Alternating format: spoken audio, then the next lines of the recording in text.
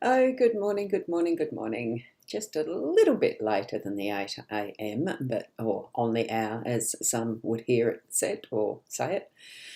Look, it's a wonderful morning outside. I lay in bed just a little bit longer and realised, oops, you know how we get distractions sometimes and just keep moving into the hole? Anyway, it's all okay. I'm Ros Boundy, Psychic Medium, bringing you the daily Lenormand card spread reading, and we are here today now, so that's good. We'll go over to the cards because, like anything, weekends are precious, aren't they? Well, for those who do the five to nine, 9 to 5. You can see I've been distracted. The 9 to 5 jobs on weekdays. Not everyone has that ability to say they're fully employed or with that type of hours. Some people do work on weekends, so I'm going to honour your time as much as I can, and let's go over to the cards. Tune into your psychic senses, and whoops, I forgot to even check that I had this lined up. And it's here. Let's go a little closer. What we have is the mystical Lenormand deck. That is the fortune-telling card, the fortune cards of Marie and Lenormand, because they are Lenormand decks, and it's painted by Urban Trush. Very hard to see. Let me just bring it up. They're painted by Urban Trush, and it's regular Elizabeth Fletcher. That's the cover of this particular deck anyway. Whoops, there we go. And the little guidebook that's over on the side. This is a Saturday, so I'm not putting the owl card into the mix. Let's go even closer to the 3 cards that are relevant for what we are wanting to look at. And I'll just move this rather than the camera.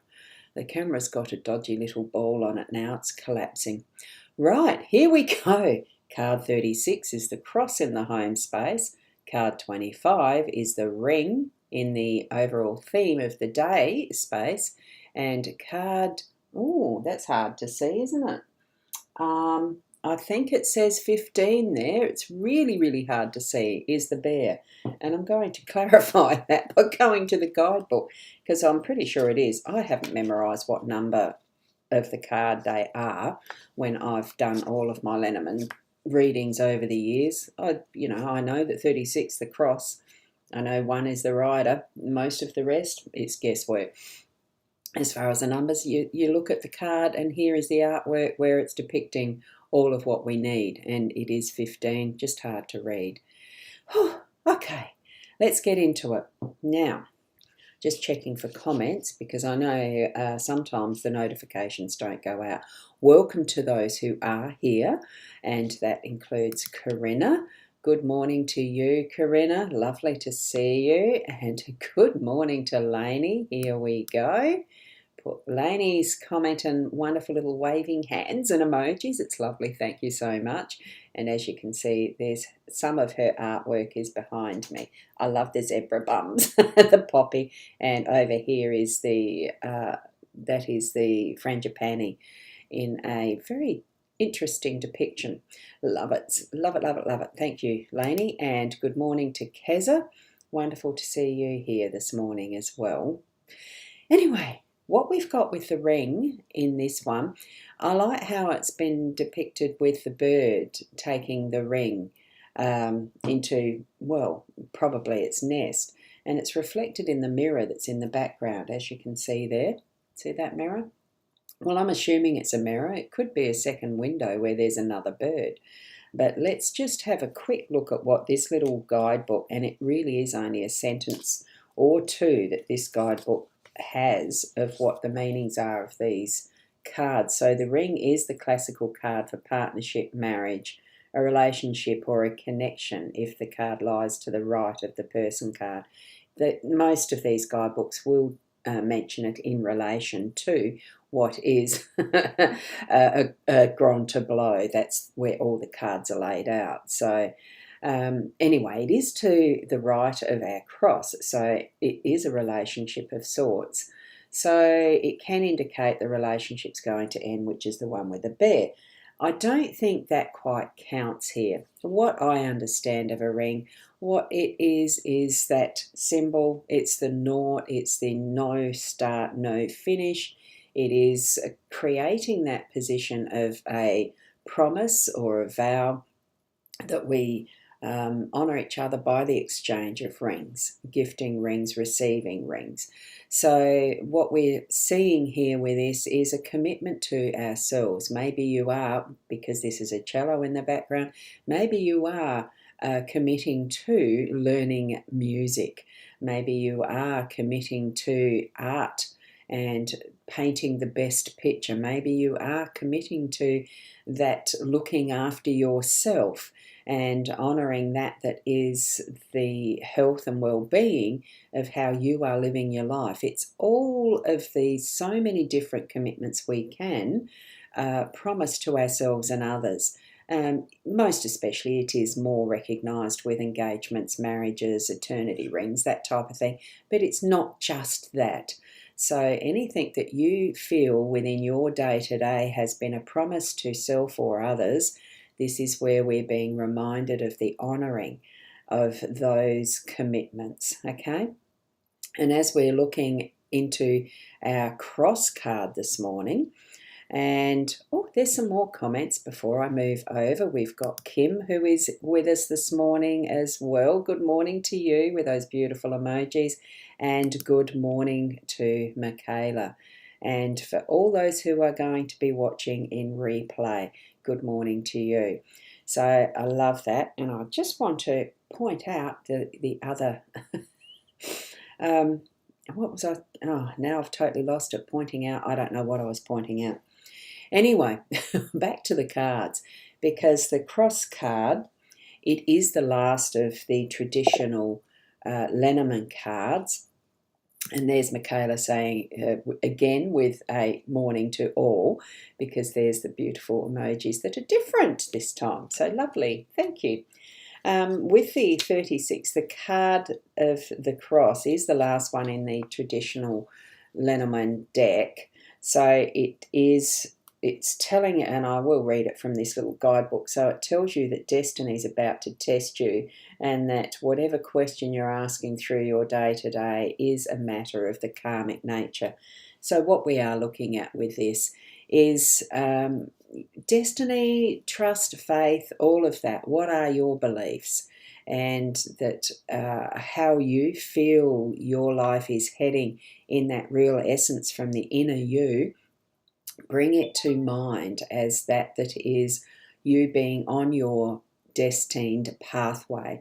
It's part of that in our home space, and it comes from our home space. This is where we are with this one. It's being at home with self, trusting self, that whatever is occurring in your home space is meant to be as part of your destiny and living your life in its best way.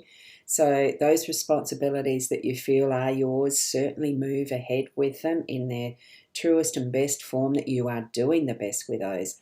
What you feel you are taking on that doesn't feel quite right, leave it alone and give it back to the person who it's meant for. Because sometimes we do pick up after our kids when it's best to teach them to pick up after themselves. It's that type of thing I'm feeling with this, okay? So that is the message that I've got from this one, okay? So it's that promise to self to be who you are the best we can.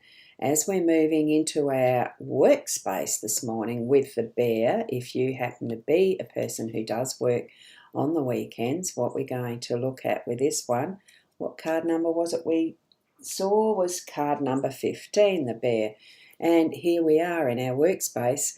This little guidebook's mentioning it's a card of good luck. It is. It's a productive one. It is for power. It stands for power, strength, possession and wealth. So it can also symbolise a powerful, positive older person, grandfather, ex-husband or whatever, and it can be the feminine as well. It's not just the masculine, even though this puts it as the masculine. I'm going to suggest that it is whatever is your inner strength, working toward what you have as your work. What do you see as your work? And for me, my work isn't work. I don't consider it work because I'm just having so much fun in whatever I'm doing. I love what I do. Now, this This bear has a little ant type creature. It's got more of a pincher thing. I'm not sure what sort of creature that is, but it's someone looking, watching. We don't know who is watching us. Be mindful of how you are in your workspace, that you're doing the best that you can. Be truthful and honest. And this one, it's a little beehive that's there, natural beehive in the tree, and it feels like it's going to harvest what is there, or just have a taste of the honey that might be dripping from it. It doesn't look overly aggressive to me. I feel that what it's doing is just tapping into the potential, or a co-relationship that is amicable, that is going to be productive, that is going to be worthwhile to interact positively with the creatures around us. I don't feel the aggression, even though this one is a little bit more of an angry-ish look on the face. I'll try to pick it up to show you more closely so that you can feel the energy of what do you feel as you're seeing this? Is it an angry, or is it just having a conversation with other creatures? Because the beehive is intact. There is, or is it a wasp? I don't know the difference. It's whatever it is, and I feel that it is really that cohabitation, that connecting together in different ways. Look at the possibilities without it being the norm. As we can see here, look, there is mushrooms. There's this little creature of whatever sort it is. I'm hoping it focuses. It's not very well.